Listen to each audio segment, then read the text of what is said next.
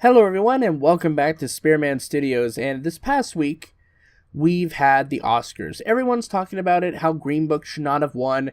I'm not going to be talking about that today. I'm going to be talking about something that has been on my mind, and that is Roma and the Netflix lynch mob. Let's talk about it.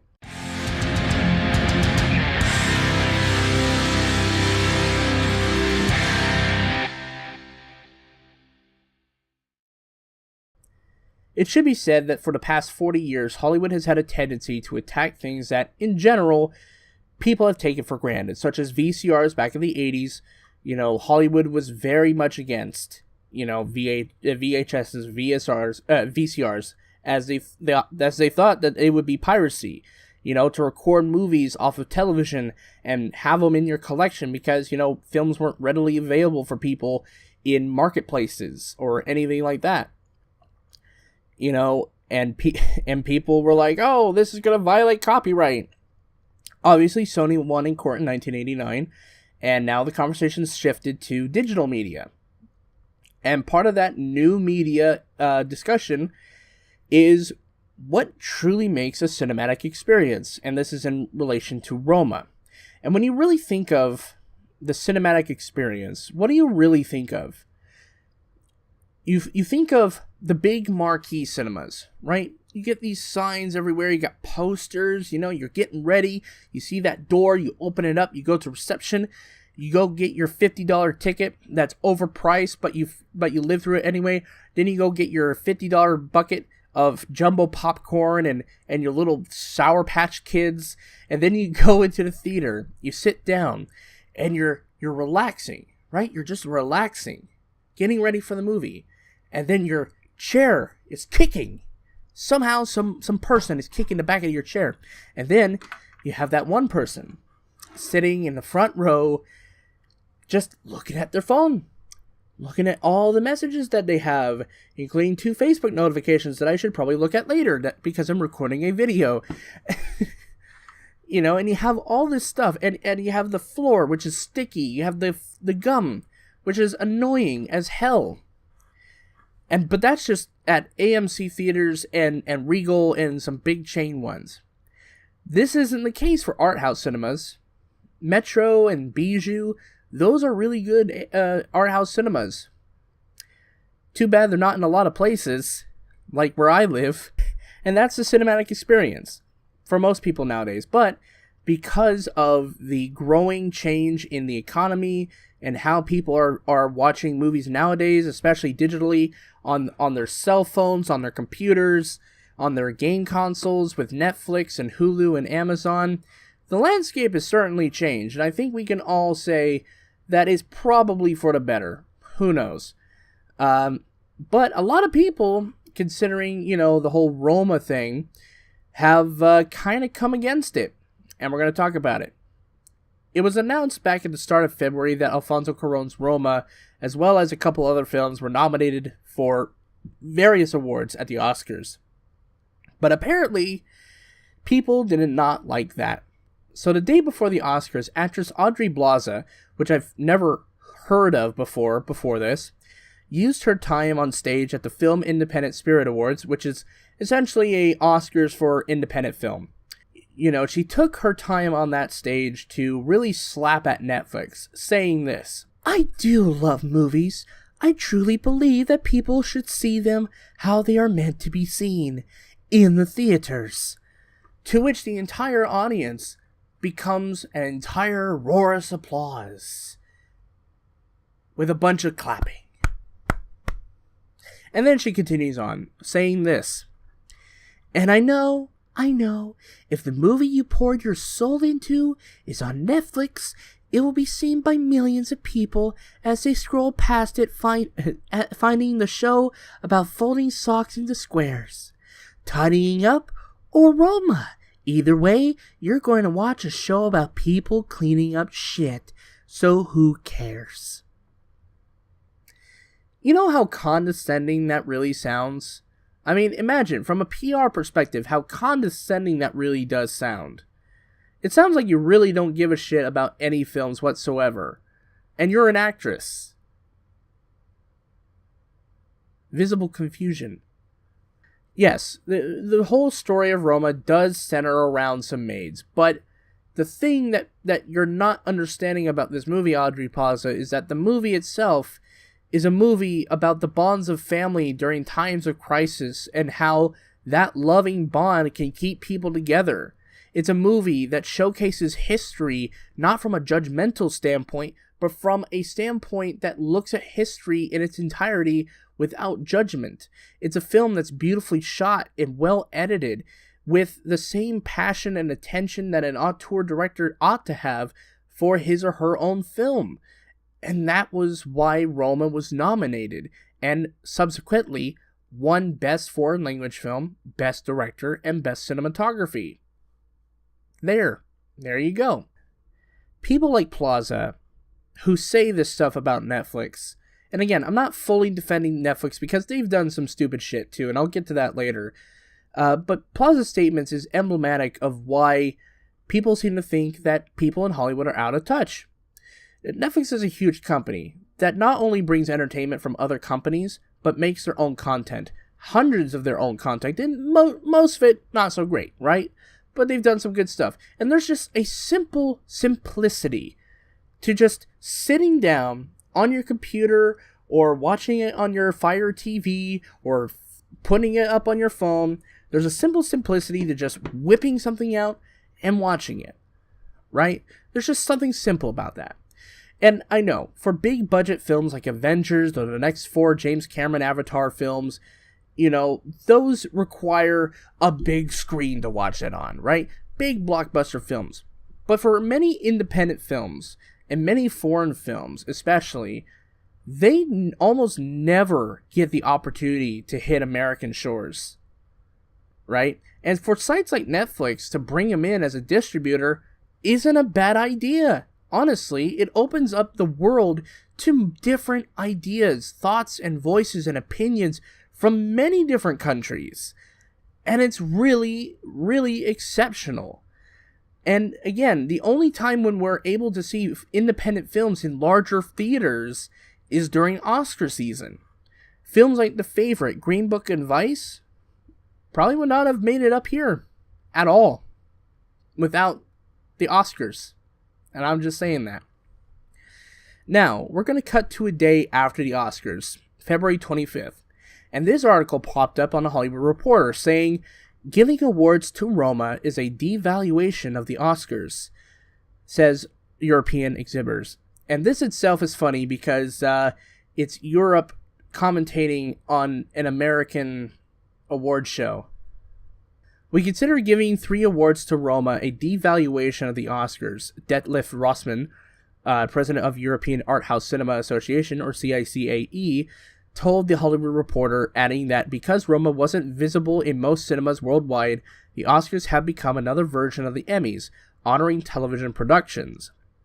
Continuing on with Francois Amé, the president of the French art house scene, said that the Best Picture award going to Green Book was the Academy's way of saying that Roma is not totally a film because it lacked a theatrical release. Really? It lacked a theatrical release? Let's double check your sources, shall we? Now again, I don't see any, citations, but citations needed. So let's talk about it. Netflix, according to various sources, acquired the distribution rights of the film in April 2018 and had the world premiere in Venice in August.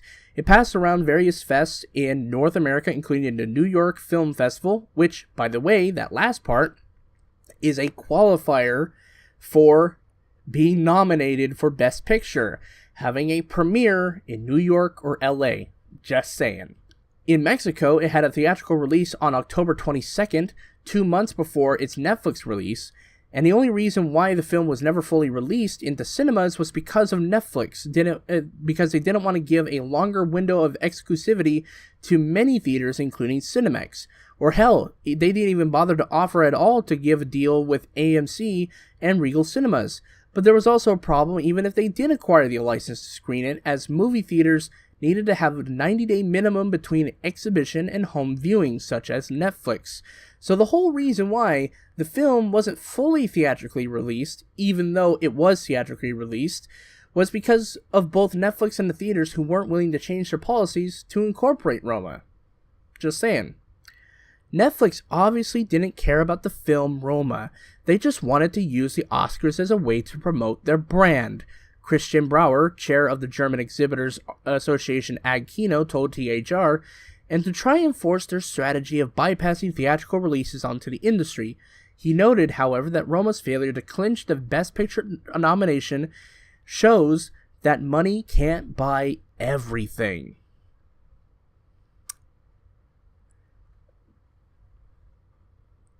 That is some mental gymnastics there. That is completely bullshit.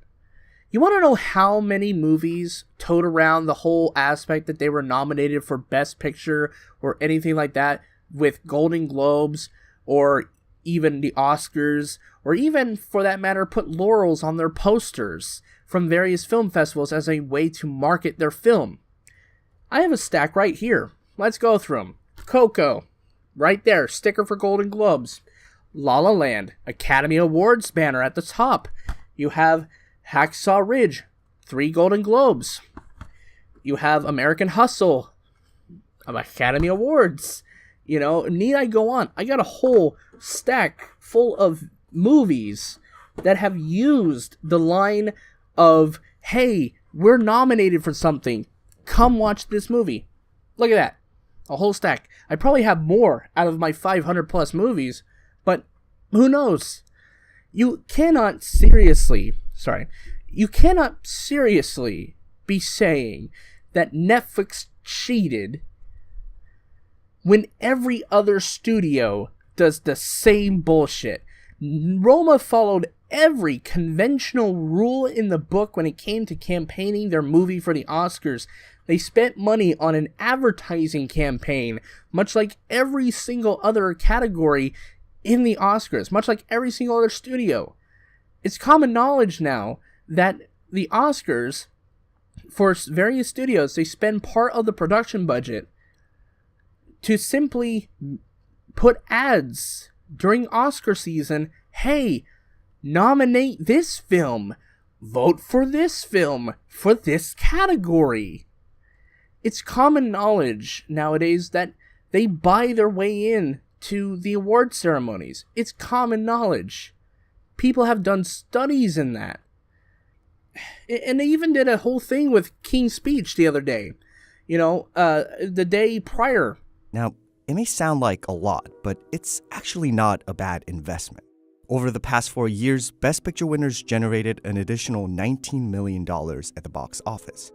That's more than 42% of total ticket sales. The King's Speech, for example, was initially projected to gross just $30 million, but after its subsequent nomination and victory, it went on to make more than $400 million in the box office. $400 million! That's how much money they earned, just simply from the power of the brand of the Academy Awards sticker. Money can buy everything, depends on how much money you put into it.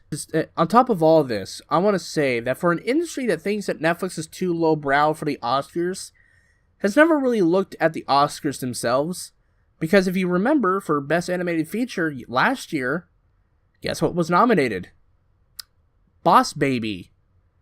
Yeah, Boss Baby. And you think that the standards are so high with the Oscars? Get off your high horse. Come on. Seriously?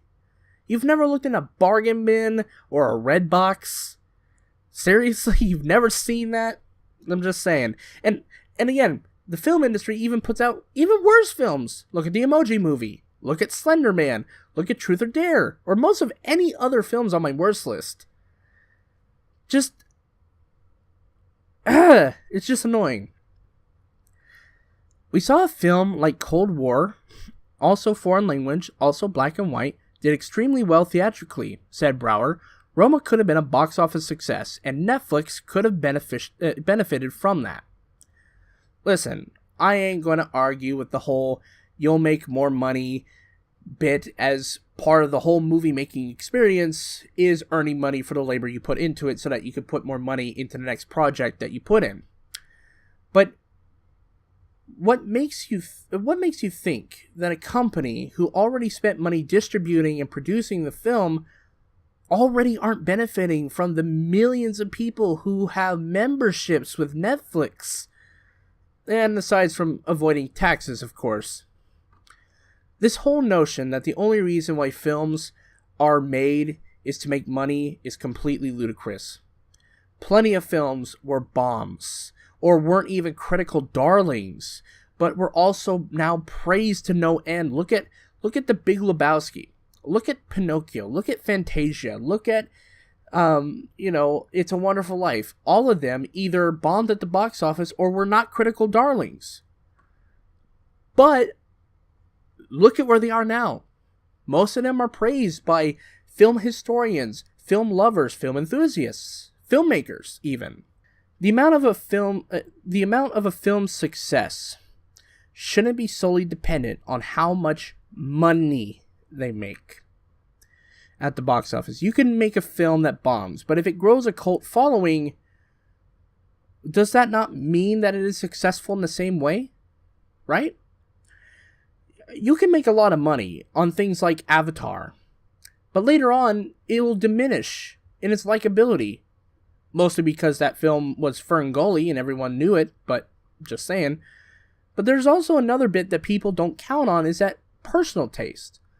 The measure of the success is defined by the individual. What I find successful about a movie is going to be always different than someone else, right? I may not be directing the movie that someone made, but even that person who directed the movie may have a different sense of what success is. And if his or her, success is getting an award, that's probably different than what I would say. What I say is what makes a film successful to me is if it's memorable and impactful. That's what I think. And part of the reason why some people don't watch the Oscars anymore is because they view people in the Academy as out of touch. And how could they? How couldn't they view them as such? When the entire process of the Oscars is like running a campaign election year for movies every year, when it should be instead about celebrating the movies that defined a year or an era or communities or anything like that. It shouldn't be how much money you're willing to shell out for a campaign budget. It should be, oh yeah, this movie was really good and impactful for everyone. Let's nominate this film. I've rarely seen any movies that are shocking to be put on a list.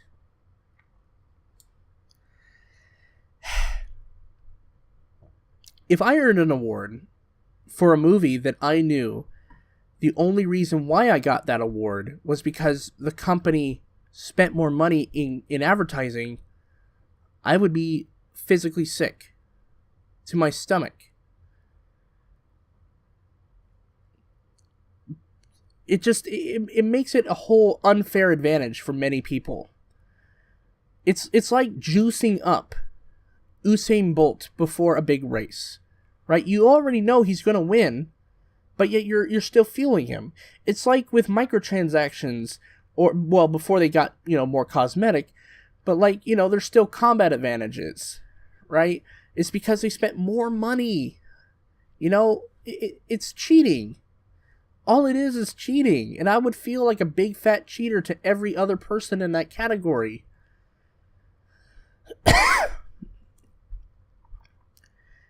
And it gets away from what the true meaning of art really is. Not giving a shit whether or not the film or the art piece makes money. Whether or not you're successful. Awards, money, and fame are the aftermath of this stuff. Not worrying about if a thing will be successful. And I'm not saying that money isn't important, obviously, because it is in this industry. But it shouldn't be the only thing people focus on. I don't think the rivalry between old media and new media will ever end. But I think the rules for what is or isn't eligible for award nominations should change.